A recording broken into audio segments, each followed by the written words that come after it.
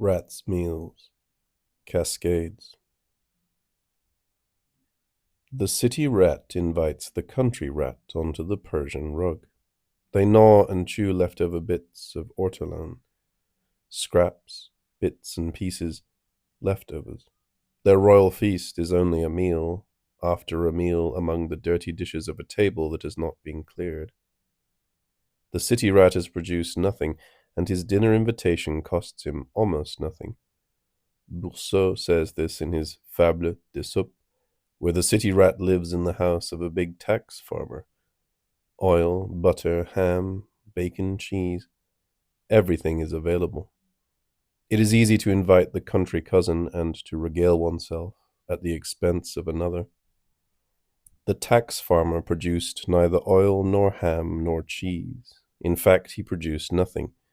But using power or the law, he can profit from these products. Likewise, for the city rat who takes the farmer's leftovers, and the last to profit is the country rat. But we know that the feast is cut short. The two companions scurry off when they hear a noise at the door. It was only a noise, but it was also a message, a bit of information producing panic, an interruption, a corruption, a rupture of information. Was the noise really a message? Wasn't it rather static, a parasite? A parasite who has the last word, who produces disorder and who generates a different order. Let's go to the country where we eat only soup, but quietly and without interruption. The tax farmer is a parasite, living off the fat of the land. A royal feast, ortolan, Persian rugs. The first rat is a parasite. For him, leftovers, the same Persian rug. Nothing is missing, says La Fontaine. At the table of the first, the table of the farmer, the second rat is a parasite. He permits himself to be entertained in such a fashion, never missing a bite. But strictly speaking, they all interrupt. The custom house officer makes life hard for the working man. The rat taxes the farmer. The guest exploits his host. But I can no longer write. The noise, the ultimate parasite, through its interruption, wins the game. In the parasitic chain, the last to come tries to supplant his predecessor. The noise chases the country rat. The city rat remains, for he wants to finish the roast. A given parasite seeks to eject the parasite on the level immediately superior to his own. The following shows the cascade, which collapses when P1 equals P4. P4, noise, to P3, the country rat, to P2, the city rat, to P1, the tax farmer, production, P0. I leave it to you to think about this loud noise, the sounds of the street which would make the tax farmer give in, the creaking of the floorboards, the cracking of the beams, which would chase the rats from the building. Let's draw up the balance. In the beginning is production, the oil crusher, the butter churn, the smokehouse, the cheesemaker's hut.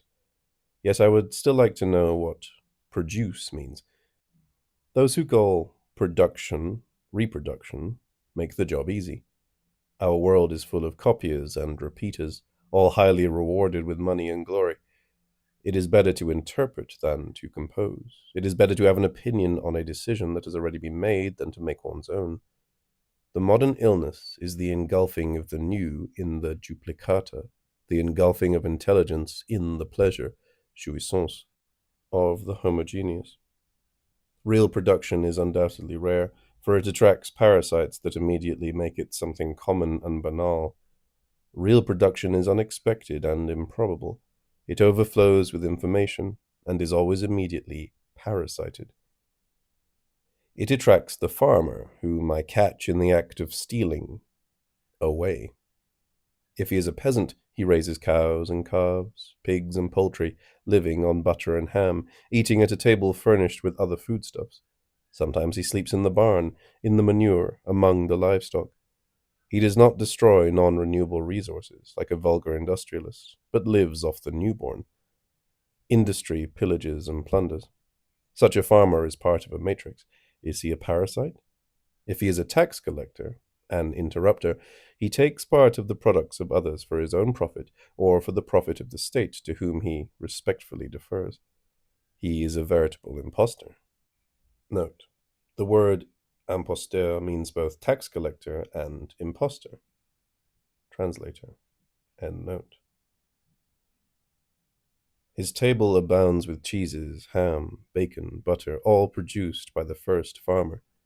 The situation repeats itself throughout history, for history has never lacked for political parasites. History is full of them, or maybe is made solely of them. Dinner is served among the parasites. The rats are attracted to the table. One invites the other. It wouldn't occur to Bertrand or to Raton to eat. Quite simply, something like chestnuts. They march Indian file, the monkey behind the cat, the country bumpkin behind the city slicker. Hence the chain of my decisions, unitary in nature.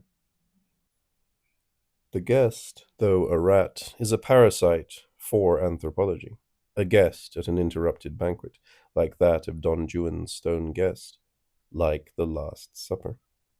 The parasite of a meal, the parasite of satire and comedy, of Molière, Plautus, and Xenophon, of the history of religion. The host is not a parasite in this sense, but in order to live in the house of the tax farmer, within his walls, in his larder, he is a parasite in the biological sense, like a common louse, a tapeworm, like mistletoe, an epiphyte. I am broadening the matter. I shall come back to it. If the guest is a tax collector in the broadest sense, I consider him to be a parasite in the political sense, in that a human group is organized with one-way relations where one eats the other and where the second cannot benefit at all from the first. The exchange is neither principal nor original nor fundamental. I do not know how to put it. The relation denoted by a single arrow is irreversible, just takes its place in the world. Man is a louse for other men. Thus man is a host for other men. The flow goes one way, never the other. I call this semi-conduction, this valve, this single arrow, this relation without a reversal of direction, parasitic. If the guest is a farmer, I consider him to be a parasite in the economic sense. La Fontaine explains this to me further on. What does man give to the cow, to the tree, to the steer, who give him milk, warmth, shelter, work, and food? What does he give? Death. The system constructed here, beginning with a production, temporarily placed in a black box, is parasitic in a cascade. But the cascade orders knowledge itself, of man and of life, making us change our terminology without changing the subject. It is an interesting circuit which we shall follow in order to understand one thing: various landscapes, several epistemologies. Maybe polyphony is in order. I call the language of many portals philosophical. But that's not all. You need the peasant's moral at the end of the fable. The first member of the chain must be excluded. He will never come back to the glorious sights of the feast of the bourgeois and rich farmer, this spot of terror and irreversible exploitation. He will not, or he cannot. It all depends. He does not feel at ease when he is anxious. He leaves to go back to the flat countryside, to the peace of the fields, to meet Horace, who is waiting for him. But who expels him? Noise. One parasite chases another out. One parasite, static, in the sense that information theory uses the word, chases another, in the anthropological sense. Communication theory is in charge of the system. It can break it down or let it function, depending on the signal. A parasite, physical, acoustic, informational, belonging to order and disorder, a new voice, an important one in the contrapuntal matrix. Let us stop for a moment. I am using words in an unusual way. For the science called parasitology, a rat, a carrion eater like the hyena, a man, be he peasant or high official, are not parasites at all. They are, quite simply, predators. The relation with a host presupposes a permanent or semi-permanent contact with him. Such is the case for the louse, the tapeworm, the Pasturella pestis, not only living on, but also living in, by him, with him, and in him. And thus a parasite cannot be large. Parasitism pertains only to invertebrates, coming to an end with mollusks, insects, and anthropods. There are no parasitic mammals. Not the rat, not the hyena, not even the administrator. Here is the answer. The basic vocabulary of this science comes from such ancient and common customs and habits that the earliest monuments of our culture tell of them, and we still see them, at least in part. Hospitality, conviviality, table manners, hostelry, general relations with strangers. Thus the vocabulary is imported to this pure science and bears several traces of anthropomorphism. The animal host offers a meal from the larder or from his own flesh. As a hotel or a hostel, he provides a place to sleep, quite graciously, of course. These customs and manners can be the object of anthropological study. They were once the pleasures of idle reading, when literature still existed. Literature made clear, even for the blind, a kind of figural, instructive anthropology that was both accessible and profound, but without theory, without awkward weight, not boring but intelligent. Why do we have to pay nowadays with lead for what we used to get from a quill pen? This way of obtaining knowledge was an enchanting one. May our own science get to that point beyond the death instinct. Horace or La Fontaine thus have 2 rats as companions, not a louse and a tapeworm, no worms in intestines for them. The importation does not have the same goal, but nevertheless has the same meaning. It goes from man to animal, but does not touch the same little bugs. The fable's anthropomorphism is the same as that of science, just the phyla are different. 2 arrows leave a common origin and arrive at different points. I am simply closing the triangle. To parasite means to eat next. Let us begin with this literal meaning.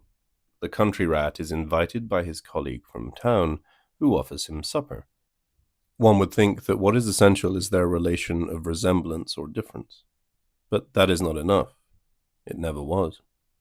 The relation of the guest is no longer simple. Giving or receiving, on the rug or on the tablecloth, goes through a black box. I don't know what happens in there, but it functions like an automatic corrector. There is no exchange, nor will there be one. Abuse appears before use. Gifted in some fashion, the one eating next to, soon eating at the expense of, always eats the same thing, the host. And this eternal host gives over and over, constantly, till he breaks, even till death, drugged, enchanted, fascinated. The host is not a prey, for he offers and continues to give. Not a prey, but the host. The other one is not a predator, but a parasite. Would you say that the mother's breast is the child's prey? It is more or less the child's home. But this relation is of the simplest sort. There is none simpler or easier. It always goes in the same direction. The same one is the host. The same one takes and eats. There is no change of direction. This is true of all beings, of lice and men.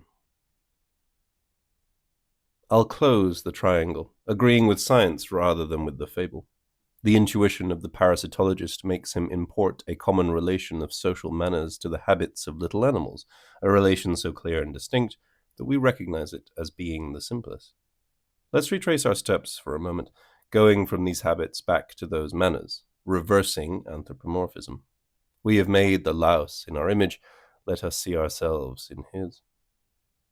The intuition of the poet of the fable of the rats, and that of the philosopher who wrote of the eagle and the lamb, makes them impart a very common relation in the realm of mammals and of the vertebrates in general, the relation of the hunt and of predatory behavior to human habits and customs. Man is a wolf for men, an eagle for sheep, a rat for rats. In truth, a rara avis. I've seen few men with the bravery of the rat, the courage of the wolf, the nobility of the eagle. I speak in figures to those who speak in figures. We know not what we say. We are in a labyrinth of images. We'll never get rid of these illusions. Let us leave the theatre of representations, which can only become serious in the tragic instance of the unspeakable horror of metamorphosis, of becoming a rat. Let's return to our writers. Quite curiously, the manner of this wolf, fox, lion, monkey, cat, or rat are never, or seldom, those of predators. In these stories, they are almost always those of parasites. In the guise of an attack, a theft, a power play, in the person of these animals, the simple relation of the abusive companion reappears. Beneath the apologist, the parasitologist. Quite simply, what is essential is neither the image nor the deep meaning, neither the representation nor its hall of mirrored reflections, but the system of relations. The relation is that of guest to host, ut a ut. Copying the relation of man to man brings us back to parasitism. Thus the writer agrees with the scientist and agrees with the intuition that makes the book enchanting. Of course, we may speak of rats, snakes, or hares, and none of them can be assimilated to the louse or the tapeworm, and yet what is in question will be nothing but the parasitic. The triangle is closed. At each of its points, through story or science, social science or biological science, just one relation appears, the simple, irreversible arrow. One could draw up a list of attacks on human narcissism. That the center of the world be removed from the earth to the sun is an objective attack. That the Copernican revolution be interiorized in the mind, the clear or not so clear soul, work and economy, is a triple subjective attack. Our main object is decentered. The subject is decentered in turn 3 times. Philosophy is still caught in the relation between subject and object. The parasitic relation is intersubjective. It is the atomic form of our relations. Let us try to face it head on, like death, like the sun. We are all attacked together. What is this sudden dangerous noise at the door that prevents me from finishing and leads me to other actions? I must put 3 things together: habits or customs, animals, noises. At first glance, they are unrelated, yet I am not putting them together haphazardly. I am forced to do so by my tongue, Latin, Greek, Roman. In this somewhat fuzzy spot, a parasite is an abusive guest, an unavoidable animal, a break in the message. In English, this constellation does not exist. A break in a message is called static from a different semantic field. And there are, of course, some groups, now dominant, for whom table conversation is not at all a means of living, is not an art at all, and in fact for whom such an art has no reference at all. My linguistic reason is not sufficient. A semantic field is not a concept, but a fuzzy set, a playing field for what amounts to, sometimes, only a play on words. Meaning, inevitably. Play, obviously. A stronger reason is the tradition it belongs to. How can it be that such a simple and common fable associates, for these rats, table manners, a figuration of animality, though a predatory one, and static? Parasitism is never mentioned, but it is really a question only of that. This constellation is a constant one.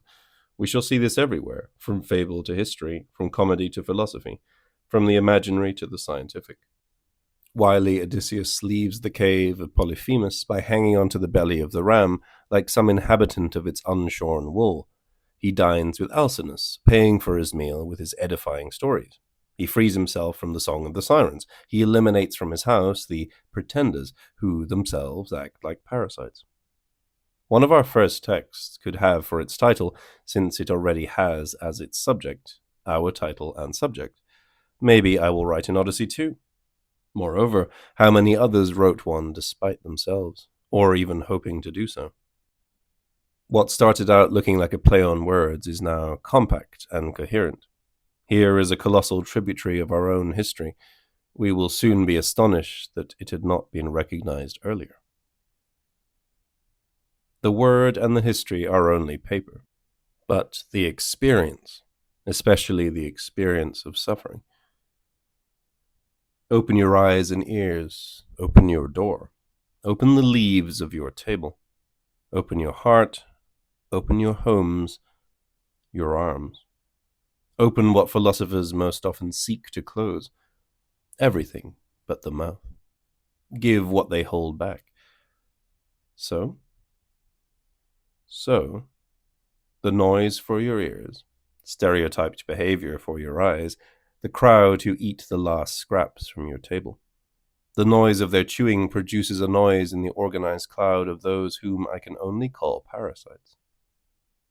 My friend, the parasitologist, at the door, insists again. We never live in the animals we eat, he says. Indeed. His objection, it seems to me, is the following. Every parasitic animal lives, eats, and multiplies within the body of its host. Men, whom I call parasites, are never, as far as we know, inside another animal, except the great beast, the 666, the Leviathan. Back to beasts of prey, back to hunting, and so forth. First of all, hunting is not an answer. I have never found a group of men who did not go through with their action to the bitter end. The depopulation of the prey is immediate, brutal, explosive. I am willing to admit that we began with hunting, but this first stage, like the first seconds of the universe, was so short, so limited, that it is not worth the trouble of talking about it. From the dawn of time, there are no more prey. Our relation to animals is more interesting. I mean to the animals we eat. We adore eating veal, lamb, beef, antelope, pheasant, or grouse, but we don't throw away their leftovers. We dress in leather and adorn ourselves with feathers. Like the Chinese, we devour duck without wasting a bit. We eat the whole pig from head to tail, but we get under these animals' skins as well, in their plumage or in their hide. Men in clothing live within the animals they devoured, and the same thing for plants. We eat rice, wheat, apples, the divine eggplant, the tender dandelion, but we also weave silk, linen, cotton. We live within the flora as much as we live within the fauna. We are parasites. Thus we clothe ourselves. Thus we live within tents of skins like the gods within their tabernacles. Look at him, well dressed and adorned, magnificent. He showed the clean carcass of his host. Of the soft parasite you can see only the clean-shaven face and the hands, sometimes without their kid gloves. We parasite each other and live amidst parasites, which is more or less a way of saying that they constitute our environment. We live in that black box called the collective. We live by it, on it, and in it. It so happens that this collective was given the form of an animal, Leviathan. We are certainly within something bestial. In more distinguished terms, we are speaking of an organic model for the members of a society. Our host? I don't know. But I do know that we are within, and that it is dark in there. Hosts and parasites. We live, in the city or in the country, in the space of the two rats. Their fabulous feast is this book, a book that is oral and aural, about famine and murders, about knowledge and bondage. Both in the fable and in this book, it is a question of physics, of certain exact sciences, of certain techniques of telecommunications, a question of biophysics and of certain life sciences, of parasitology, a question of culture and of anthropology, of religions and literatures, a question of politics, of economics. I am not sure of the order in which these distinctions appear, but La Fontaine must have made them, just like Aesop, Horace, and Bousseau. In another language, but what does it matter? Stations and paths together form a system. Points and lines, beings and relations. What is interesting might be the construction of the system, the number and disposition of stations and paths. Or it might be the flow of messages passing through the lines. In other words, a complex system can be formally described, that of Leibniz, for example, and then a system in general. Or one might have understood what is carried within the system, naming the carrier Hermes. One might have sought the formation and distribution of the lines, paths, and stations, their borders, edges, and forms. But one must write as well of the interceptions, of the accidents in the flow along the way between stations, of changes and metamorphoses. What passes might be a message, but parasites, static, prevent it from being heard, and sometimes from being sent. Like a hole in a canal that makes the water spill into the surrounding area. There are escapes and losses, obstacles and opacities. Doors and windows close. Hermes might faint or die among us. An angel passes. Who stole the relation? Maybe someone, somewhere in the middle, made a detour. Does a third man exist? It is not only a question of the logical. What travels along the path might be money, gold, or commodities, or even food, in short, material goods. You don't need much experience to know that goods do not always arrive so easily at their destination. There are always interceptors who work very hard to divert what is carried along these paths. Parasitism is the name most often given to these numerous and diverse activities, and I fear that they are the most common thing in the world. One has to speak of Prometheus from the bird's eye view, that of the eagle. Prometheus is one and the same as this greedy creature who finally, at the end of an evolutionary process, made its nest within the thoracic cavity of the producer in chains, now devoured. Saying that this system includes the telephone, the telegraph, television, the highway system, maritime pathways and shipping lanes, the orbits of satellites, the circulation of messages and of raw materials, of language and foodstuffs, money and philosophical theory, is a way of speaking clearly and calmly. And looking to see who or what intercepts these different flows is also a way of speaking clearly and calmly. It is a complicated way of speaking, but it is really an easy way. I shall answer the question, for it can be answered. And if the system in question were the collective as such, what relations do we really have with each other? How do we live together?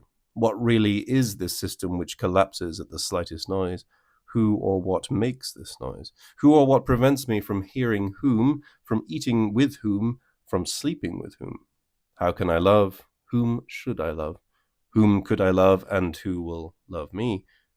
Who forbids love? Is this noise both the collective and the sound coming from the black box? Look again at the diagram based on the story of the rats, paying attention to the succession of parasites and stepladder formation, and ask yourself if it is something added to a system, like a cancer of interceptions, flights, losses, holes, trapdoors. If it is a pathological growth in some spot, or if it is, quite simply, the system itself. The rats climb onto the rug when the guests are not looking, when the lights are out, when the party's over. It's nighttime. Black.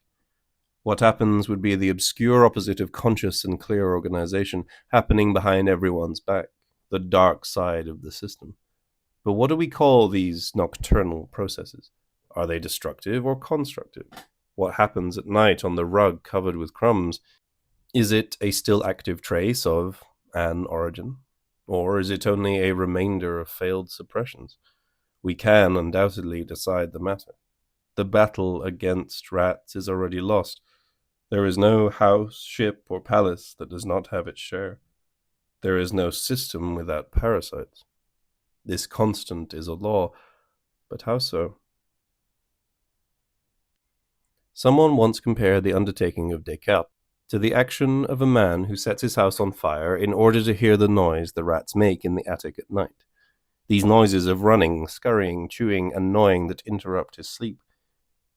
I want to sleep peacefully. Goodbye, then. To hell with the building that the rats come to ruin. I want to think without an error, communicate without a parasite. So I set the house on fire, the house of my ancestors. Done correctly, I rebuild it without a rat. But in order to do that, as a mason, I must work without sleeping, without turning my back, without leaving for a moment, without eating. But at night, the rats return to the foundation. I was thinking yesterday, what did you do in the meantime? You slept, if you please. You ate, dreamt, made love, and so forth. Well, the rats came back. They are, as the saying goes, always already there. Part of the building. Mistakes, wavy lines, confusion, obscurity are part of knowledge. Noise is part of communication, part of the house. But is it the house itself?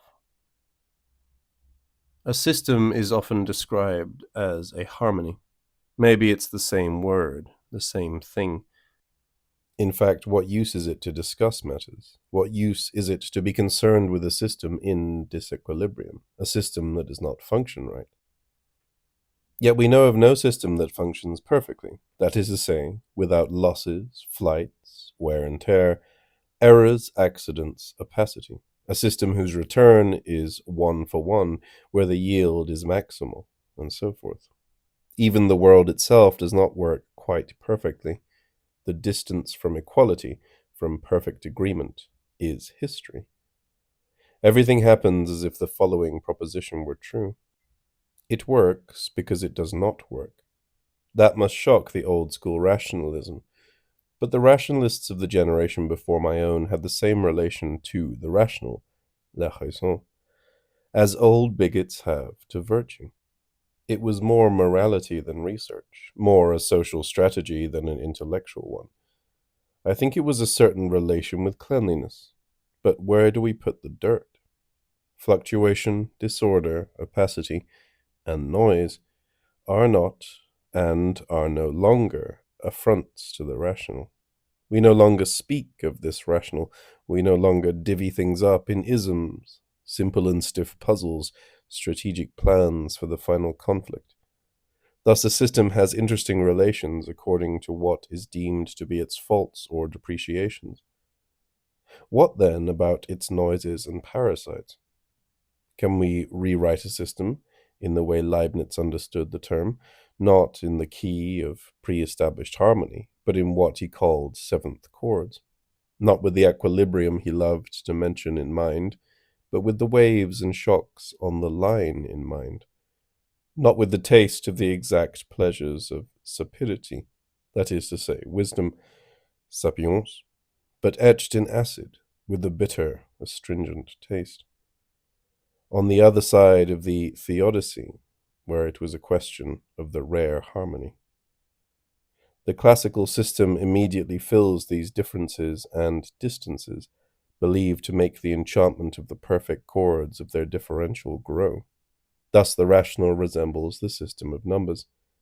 Yet the irrational infinitely keeps its differences and distances without ever ceasing to be mathematic. Okay. The book of differences, noise, and disorder would only be the book of evil for someone who would prohibit the author of the universe, through calculation, from a world that is uncorruptibly dependable. This, however, is not the case. The difference is part of the thing itself, and perhaps it even produces the thing. Maybe the radical origin of things is really that difference, even though classical rationalism damned it to hell. In the beginning was the noise. Maybe we should construct the fable of the rats in reverse. At the door of the room, they heard a noise. Yet noise has a subject, the one who makes the noise, in the fable. No doubt it is the farmer, the parasited one. One of the first in the chain, he was thus cheated on behind his back. Awakened by the noise of the rats, cutting and nibbling, he suddenly opens the door. He jumps behind those who were eating behind his back and chases them. The parasited one parasites the parasites. One of the first, he jumps to the last position, but the one in the last position wins this game. He has discovered the position of the philosopher. Who is the host? The first rat for the second, the sleeper for the rats who eat his food, the taxed for the tax collector, the tax farmer, and so forth along the chain. The host is in the row in front, the parasite behind him, a bit in his shadow or in his black ignorance. The host comes before, and the parasite follows. Such is the case for every system where we eat at the expense of another, where we speak of him. Who is the parasite here? Who is the interrupter? Is it the noise, the creaking of the floorboards, or of the door? Of course. It upsets the game, and the system collapses. If it stops, everything comes back, is reformed, and the meal continued. Think of another noise. The chain is broken again, and everything vanishes in the bewildered flight. The noise temporarily stops the system, makes it oscillate indefinitely. To eliminate the noise, a non-stop signal would be necessary. Then the signal would no longer be a signal, and everything would start again, more briskly than usual. Theorem: noise gives rise to a new system, an order that is more complex than the simple chain. This parasite interrupts at first glance, consolidates when you look again. The city rat gets used to it, is vaccinated, becomes immune. The town makes noise, but the noise makes the town. Who then is the real interrupter? It is the country rat. Broken himself by the interruptions, these uneasy feelings, the disruptions of his relaxing meal, it is he who definitively breaks the system. He could live on simple and easy chains, but he is horrified by the complex. He does not understand that chance, risk, anxiety, and even disorder can consolidate a system. He trusts only simple, rough, causal relations. He believes that disorder always destroys order. He is a rationalist, the kind we just spoke of. How many of these rough political rats are there around us? How many of them break things they don't understand? How many of these rats simplify? How many of them have built such homogeneous, cruel systems upon the horror of disorder and noise? Soon the question becomes more general. Such a parasite is responsible for the growth of the system's complexity. Such a parasite stops it. The other question is still there.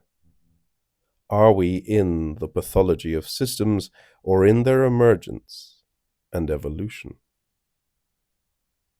One of the rats goes to the fields, and so shall we.